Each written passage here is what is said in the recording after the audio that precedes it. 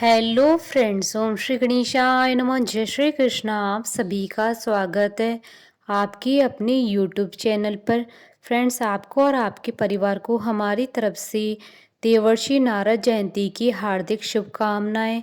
Friends, आज हम आपको इस वीडियो में बताने जा रहे हैं साल 2021 की नारद जयंती का शुभ मुहूर्त, पूजा विधि, महत्व और देवर्षि नारद की जन्म की कथा के बारे में। साथ ही हम आपको बताएंगे नारद जयंती पर सभी मनोकामनाओं की पूर्ति के लिए किए जाने वाले उपाय के बारे में। फ्रेंड्स, वीडियो शुरू करने से पहले आपसे रिक्वेस्ट है, अगर आप हमारे चैनल पर नए हैं और आपने अभी तक चैनल को सब्सक्राइब नहीं किया है तो प्लीज़ सब्सक्राइब कीजिएगा चैनल को। साथ ही प्रेस कीजिएगा बेल आइकन को, जिससे नए वीडियो से रिलेटेड नोटिफिकेशन आपको तुरंत प्राप्त हो सके। और वीडियो पसंद आने पर वीडियो को लाइक और शेयर जरूर कीजिएगा, ताकि सभी भक्तों को इस वीडियो का लाभ प्राप्त हो सके। और कमेंट बॉक्स में जय श्री कृष्णा जरूर लिखिएगा। नारद जयंती प्रत्येक वर्ष ज्येष्ठ कृष्ण प्रतिपदा तिथि को मनाई जाती है। ऐसा माना जाता है कि इस दिन नारद मुनि का जन्म हुआ था। इस बार नारद जयंती 27 मई 2021 गुरुवार के दिन है। मान्यता है कि ज्येष्ठ कृष्ण प्रतिपदा तिथि के दिन ही महर्षि नारद का जन्म भगवान ब्रह्मा जी की गोद से हुआ था। इसलिए नारद मुनि को भगवान ब्रह्मा के मानस पुत्र के रूप में जाना जाता है। शास्त्रों के अनुसार नारद मुनि ब्रह्मा के 7वें मानस पुत्रों में से छठे हैं। उन्होंने कठिन तपस्या से ब्रह्मश्री पद प्राप्त किया था। वे भगवान विष्णु के अनन्य भक्तों में से एक माने जाते हैं। ये स्वयं वैष्णव है और वैष्णव के परमाचार्य तथा मार्गदर्शक है। देवर्षि नारद धर्म के प्रचार तथा लोक कल्याण हेतु सदैव प्रयत्नशील रहते हैं। मात्र देवताओं ने ही नहीं, वरन दानवों ने भी उन्हें सदैव आदर दिया है। समय समय पर सभी ने उनसे परामर्श लिया है। ब्रह्म ऋषि, देवर्षि, महर्षि, परम ऋषि, श्रुत ऋषि, राज ऋषि, कांड ऋषि, ये 7 ऋषियों के प्रकार हैं। नारद जी ही एकमात्र ऐसे ऋषि हैं जिन्हें देवर्षि कहा जाता है। वे देवताओं के ऋषि हैं।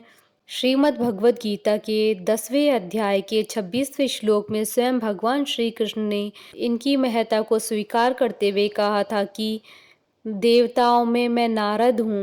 देवर्षि नारद भगवान नारायण के पार्षद होने के साथ साथ देवताओं के प्रवक्ता भी हैं। देवर्षि नारद ने सर्वप्रथम इस लोक से उस लोक में परिक्रमा करते हुए संवादों का आदान प्रदान किया था। इस प्रकार देवताओं, गंधर्व और राक्षसों के मध्य संवाद का सेतु स्थापित करने के लिए नारद जी की महत्वपूर्ण भूमिका रही। वैदिक पुराणों के अनुसार नारद मुनि देवताओं के दूत और सूचनाओं के स्रोत हैं। मान्यता है कि नारद जी तीनों लोकों, आकाश, स्वर्ग, पृथ्वी, पाताल या जहाँ चाहे विचरण कर सकते हैं। यही नहीं, उन्हें धरती के पहले पत्रकार की भी उपाधि दी गई है। कहते हैं कि सूचनाओं को इधर उधर पहुंचाने के लिए नारद मुनि पूरे ब्रह्मांड में घूमते रहते थे। देवर्षि नारद को सृष्टि के पालनहार श्री विष्णु का अनन्य उपासक माना गया है। पौराणिक मान्यताओं के अनुसार वह हर वक्त नारायण नारायण का जाप करते रहते हैं। नारद का जिक्र लगभग सभी पुराणों में मिलता है। मान्यताओं के अनुसार एक हाथ में वीणा धारण करने वाले नारद तीनों युगों में अवतरित हुए। नारद जयंती के दिन लोग उपवास रखकर इनकी आराधना करते हैं। मान्यता है कि इस व्रत के प्रभाव से पुण्य प्राप्त होता है और सभी मनोकामनाएं पूर्ण होती हैं। नारद जी ने माता लक्ष्मी और विष्णु जी का एक साथ विवाह करवाया। देव और दानव को साथ मिलाकर मंथन करवाने में भी नारद जी की भूमिका रही। पार्वती जी को शिव को वर के रूप में प्राप्त करने के लिए प्रेरित किया। महादेव द्वारा जलंधर का विनाश करवाया। इंद्र को समझा बुझाकर उर्वशी का पुरुरवा के साथ परिणय सूत्र करवाया। डाकू रत्नाकर को महर्षि वाल्मीकि बनाया। वाल्मीकि को रामायण की रचना करने के लिए भी नारद जी ने प्रेरणा दी थी।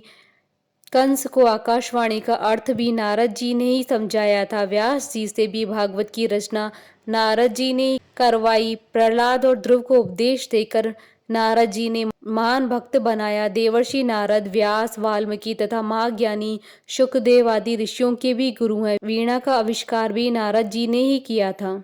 फ्रेंड्स, अब आइए जानते हैं नारद जयंती के शुभ मुहूर्त के बारे में।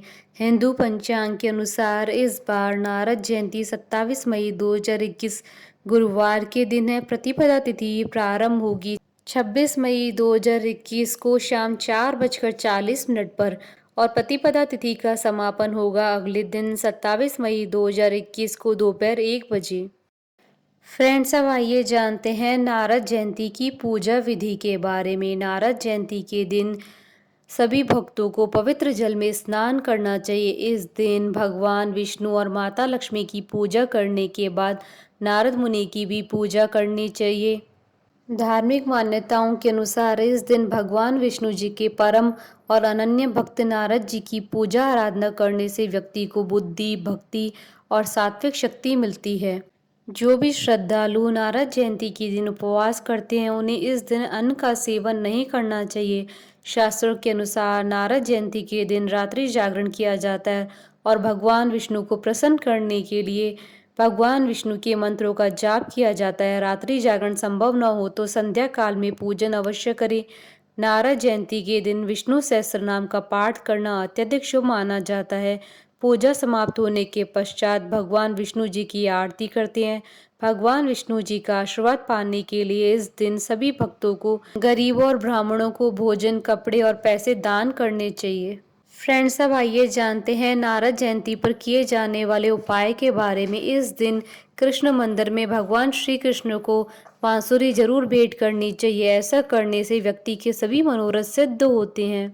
फ्रेंड्स, अब आइए जानते हैं देवर्षि नारद मुनि के जन्म की कथा के बारे में। पौराणिक कथाओं के अनुसार अपने पूर्व जन्म में नारद उपब्रह्मण नाम के गंधर्व थे। उन्हें अपने रूप पर बहुत ही घमंड था। कहते हैं कि एक बार अप्सराएं और गंधर्व गीत और नृत्य से ब्रह्मा जी की उपासना कर रहे थे। तब उपब्रह्मण स्त्रियों के साथ श्रृंगार भाव में वहां आया। यह देख ब्रह्मा जी अत्यंत क्रोधित हो उठे और उस गंधर्व को श्राप दे दिया कि वह शूद्र योनि में जन्म लेगा। बाद में उस गंधर्व का जन्म एक शूद्र दासी के पुत्र के रूप में हुआ। दोनों माता और पुत्र सच्चे मन से साधु संतों की सेवा करते और कहते हैं कि वह बालक संतों का जूठा खाना खाता, जिससे उसके हृदय के सभी पाप नष्ट हो गए। 5 वर्ष की आयु में उसकी माता की मृत्यु हो गई। अब वह बालक एकदम अकेला हो गया। माता की मृत्यु के पश्चात उस बालक ने अपना समस्त जीवन ईश्वर की भक्ति में लगाने का संकल्प किया।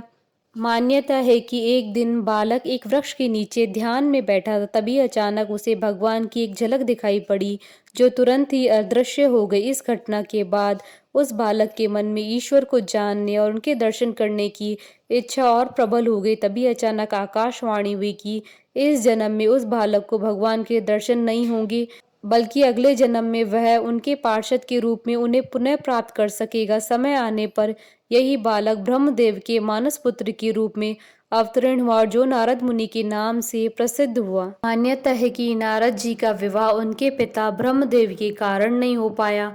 माना जाता है कि ब्रह्मा जी ने नारद जी को सृष्टि के कामों में उनका हाथ बटाने और विवाह करने के लिए कहा, किंतु नारद जी ने अपने पिता की आज्ञा का पालन करने से इनकार कर दिया।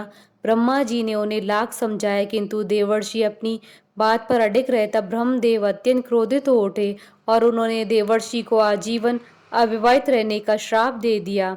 मान्यता है कि राजा दक्ष की पत्नी आसक्ति से 10,000 पुत्रों का जन्म हुआ था, लेकिन इनमें से भी किसी ने भी दक्ष का राजपाट नहीं संभाला, क्योंकि नारद जी ने सभी को मोक्ष की राह पर चलना सिखा दिया। बाद में दक्ष ने पंचजनी से विवाह किया और इनके 1,000 पुत्र हुए। नारद जी ने दक्ष के इन पुत्रों को भी सभी प्रकार की मोह माया से दूर रहकर मोक्ष की राह पर चलना सिखा दिया। इस बात से क्रोधित दक्ष ने नारद जी को श्राप दे दिया कि वह सदा इधर उधर भटकते रहेंगे और एक स्थान पर ज्यादा समय टिक नहीं पाएंगे। बोलिए देवर्षि नारद की जय, भगवान विष्णु, माता लक्ष्मी की जय, सनातन धर्म की जय। हमारे साथ इस वीडियो में अंत तक बने रहने के लिए आपका धन्यवाद। ओम श्री गणेशाय नमः। जय श्री कृष्ण।